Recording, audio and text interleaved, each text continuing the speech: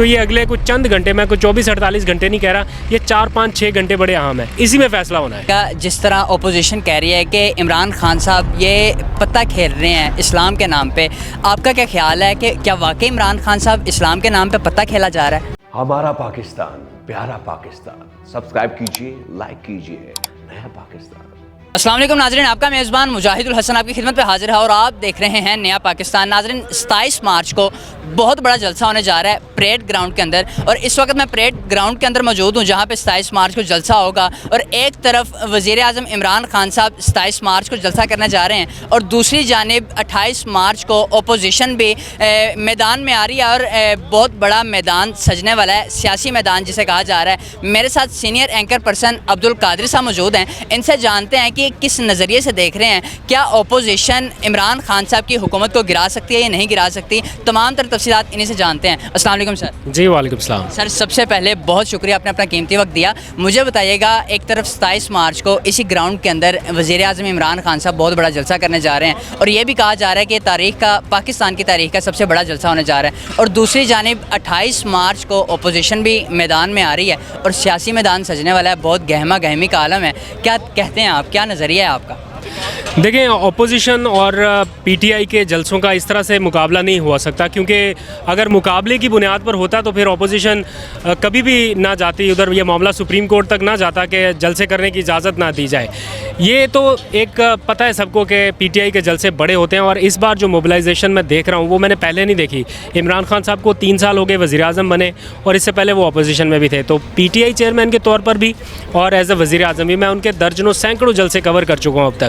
लेकिन ये इतनी बड़ी तादाद में जो मोबिलाइजेशन है और कैंपेन है वो पहले नहीं देखी। जिस तरह से काफ़िले अभी पूरे पाकिस्तान से निकलना शुरू हुए हैं, कश्मीर से, गिलगित बल्तिस्तान से, खैबर पख्तूनख्वा से, कराची से, कोई सिंध काफ़िला लेके आ रहा है, कोई कहाँ से पहुँच रहा है, तो बड़ी तादाद में लोग यहाँ पर पहुँच रहे हैं। आपने यहाँ तक पहुँचते पहुँचते ये महसूस कर ही लिया होगा कि कितनी मैसिव तैयारियाँ यहाँ पर की जा रही हैं। ये लाइट्स वहाँ लगाई गई हैं, ये कुर्सियाँ यहाँ पर रखी गई हैं। मैं ये नहीं कहता कि लाखों की तादाद में लोग यहाँ पर आएंगे, ऑल्दो के गवर्नमेंट क्लेम कर रही है कि 10 लाख लोग आ जाएंगे। 10 लाख लोगों की यहाँ पर ना गुंजाइश है, ना आ ही सकते हैं, ना इस्लामाबाद उनको संभाल सकता है। लेकिन ओवरऑल अगर मैं देखूं तो ये एक बहुत बड़ा पावर शो होने जा रहा है, जिसमें फ्रॉम टॉप टू बॉटम एक मैसेज गया हुआ है कि ये पावर शो हर हाल में कामयाब करना है, क्योंकि एक मैसेज देना है, वो इंटरनेशनल इस्टेब्लिशमेंट के लिए हो, वो अंदरूनी अनासर के लिए हो, बैरूनी अनासर के लिए हो, या अपोजिशन के लिए हो।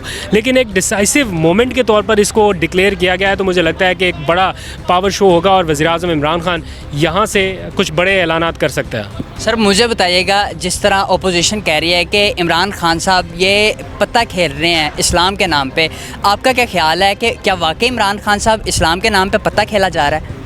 देखिए, मुझे ऐसा लगता नहीं। एक बंदे की एक शुरू दिन से ये थीम रही है कि वो इस्लामी फलाही रियासत की तरफ जाएगा, तब भी अपोजिशन ने एतराज़ किया।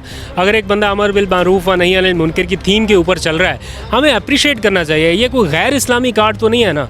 अगर बिल फ़र्ज़ अपोजिशन का ये मान भी लेते हैं मुद्दा कि ये इस्लामी कार्ड है, तो फजलुर रहमान साहब क्या करते हैं मदरसों के बच्चों को लाके, और सबसे बड़ा इस्लामी कार्ड तो वहाँ पर है, सबसे बड़ा इस्लामी कार्ड का प्रेशर तो उनके पास है। इमरान खान के पास तो मदरसों के बच्चे नहीं हैं, यहाँ पर तो उनकी अपनी टोटल स्ट्रेंथ है।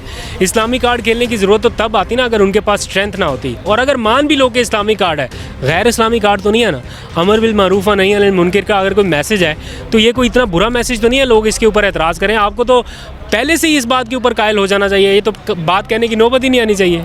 सर, मुझे बताइएगा, जिस तरह आपको भी पता है कि 27 मार्च को यहाँ पे जलसा होगा और तारीख़ का सबसे बड़ा जलसा पाकिस्तान की तारीख़ का, दूसरी जानिब अपोजिशन वाले भी बाहर आ रहे हैं, और अपोजिशन, क्या आपको लगता है कि हुकूमत पाकिस्तान को गिरा सकती है इमरान खान साहब की हुकूमत को? देखें, ये हुकूमतें गिरना जलसों से नहीं होता, ना जलसों से हुकूमतें बनती हैं, ना जलसों से हुकूमत ने गिरना है। अगर गिरना होता तो इमरान खान साहब नवाज शरीफ की हुकूमत गिरा चुके होते। उन्होंने 126 दिन तक धरना और जलसा किया, हुकूमत गई नहीं गई ना। तो अगर ये सारा कुछ होना है तो वो पार्लियामान के अंदर होना है, और अगर रियलिटी बेस्ड बात करें तो उनके पास बंदे हैं, उन्होंने शो कर दिए, उनकी वजह से गवर्नमेंट के ऊपर एक प्रेशर पड़ा है और एक अच्छा खासा प्रेशर पड़ा है। लेकिन ऐसा नहीं है कि ये सारा प्रेशर एक तरफा है। ऐसा नहीं हो सकता कि 3 साल में सारे सिर्फ हुकूमत के लोग ही नाराज़ हुए हों। ऐसा भी नहीं हो सकता कि एक सूबे की हुकूमत ही सिर्फ 10-12 लोगों का ज़मीर जगा सकती है। इमरान खान के पास 5 जगह पे हुकूमत है, 2 सूबों में है, गिलगित बल्तिस्तान में है, कश्मीर में है, मरकज़ में है। अगर ये ज़मीर जगाने पे आ गए तो कितने लोगों का ज़मीर जगा सकते हैं। अगर अपोजिशन की टिकट बिक सकती है तो फिर पीटीआई का टिकट इतना भी गया गुजरा नहीं है, इनके टिकट पे भी लोग आ सकते हैं। सारे उधर राज़ी खुशी रह रहे हैं, इधर ही नाराज़गी है, ऐसा भी नहीं है। तो बहुत कुछ बैक एंड पे हो रहा है, लेकिन ये बात भी फैक्ट है कि उन्होंने अपनी अक्सरियत एक तरह से दिखाई है, शो की है। अब ये एक ब्लंडर हुआ है उनसे या उन्होंने जानबूझ के किया है, इसका फैसला कुछ दिनों में हो जाएगा। लेकिन बैक एंड पे यहाँ पे भी खामोशी नहीं है। खामोशी बज़ाहिर देखने में है, लेकिन बैक एंड पे राब्ते बहुत से हो रहे हैं, बहुत सारी चीज़ें हो रही हैं। मुझे ऐसा लगता है कि वो जिस कार्ड की इमरान खान साहब बात करते हैं कि मैं फ़ाइनल कार्ड खेलूँगा, बज़ाहिर ऐसा कोई कार्ड नहीं नज़र आ रहा जो आइनी और कानूनी पोजीशन के बीच में आड़े आ जाए। लेकिन हाँ, ये ज़रूर है कि उनके अपने लोगों से, उनके लोगों से जो राब्ते हो रहे हैं उसके नतीजे में कोई बड़ा ब्रेक थ्रू मिल जाए, क्योंकि 12-13 लोग हैं ना। दूसरी तरफ एमकेएम के लोगों को अपना डिसाइसिव रोल प्ले करना है। अभी हम जब बात कर रहे हैं तो एमकेएम के लोगों के साथ कुछ देर में, लेकिन अभी बात कर रहे हैं तो काफली के लोगों के साथ तो बातचीत चल रही है ना। हुकूमत का एक वफ्द वहाँ पर पहुँचा हुआ है। आज फाइनल होना है कि टेबल के ऊपर आखिरी पेशकश क्या जानी है, क्योंकि प्राइम मिनिस्टर इमरान खान का मैसेज लेके शाह महमूद कुरैशी लाहौर में है। कुछ देर में वो इस्लामाबाद आएंगे, एमकेएम के लोग कराची से पहुँच चुके हैं। तो ये अगले कुछ चंद घंटे, मैं कुछ 24-48 घंटे नहीं कह रहा, ये 4-5-6 घंटे बड़े अहम है, इसी में फ़ैसला होना है। सर मुझे बताइएगा, वो ज़मीर फ़रोश जिन्होंने अपने ज़मीर को बेचा और इस वक्त सिंध हाउस में बैठे हैं, उनके बारे में क्या कहना चाहते हैं? सिंध हाउस से तो वो निकल चुके हैं, उनके लिए मैं कुछ नहीं कह सकता यार। उनके लिए उनकी पब्लिक ने कहना है। अगर मैं कहता हूँ कुछ भी ना कहें, ये पता चल जाएगा। अगर फैसला कराना है ऐसे कहें, ज़रा पब्लिक में जाएं, ऐसे ही ज़रा निकलें, अपने हल्के में निकलें, जाके बताएं कि जी मैंने अपनी ज़मीर की आवाज़ पे, जितने मर्ज़ी आप कस्में कुराने उठा लें, जितने मर्ज़ी आप हल्फ दे दें कि मैंने अपनी ज़मीर की आवाज़ पे किया। ज़मीर ऐसे ही सबका 12-13 लोगों का इकट्ठा नहीं जागता। इतनी प्लानिंग से ज़मीर नहीं जाग सकता कि सारे ज़मीरों ने फ़ैसला किया कि हम जागते हैं और जाके सिंध हाउस में बैठ जाते हैं। ये ज़मीर जगाया गया है और जिस चीज़ ने जगाया है उसका ऐलान एक दिन पहले प्राइम मिनिस्टर ने जलसे में कर दिया था कि सिंध हाउस में क्या हो रहा है। अगर किसी को लगता है कि प्राइम मिनिस्टर को पता नहीं है, सारी इंटेलिजेंस एजेंसियां उनके मातहत हैं, एक एक लम्हे की उनको रिपोर्ट हो रही है, तो ऐसा नहीं है कि प्राइम मिनिस्टर को पता नहीं था, उनको मालूम है। फैसला सिर्फ यहाँ पर यह है कि हमने पैसा नहीं चलाना, ज़मीर हमने इस तरह पैसा दे के चला के नहीं ख़रीदना। इसके लिए और बहुत सारे टैक्टिक्स हैं। हुकूमत के पास 101 तरीके होते हैं इन मामलात को डील करने के। आपके पास तरक्याती फ़ंड देने का रास्ता है, आपके पास कोई फंसा हुआ काम कराने का रास्ता है और बहुत सारी चीज़ें। तो ये चंद घंटे अहम है। अगर ये तहरीक अदम एतमाद में इमरान खान हार भी जाते हैं तो उनको मसला नहीं है, मेंटली तौर पे वो राज़ी भी हो चुके हैं और ये सोच बैठे हैं कि अब वो कबल अज़ वक्त इंतखाबात की तरफ जाएंगे। और मुझे ऐसा लगता है कि इसी साल कबल अज़ वक्त इंतखाबात हो जाएंगे। सर मुझे बताइएगा, आपका नज़रिया क्या है? क्या अदम एतमाद कामयाब हो सकती है?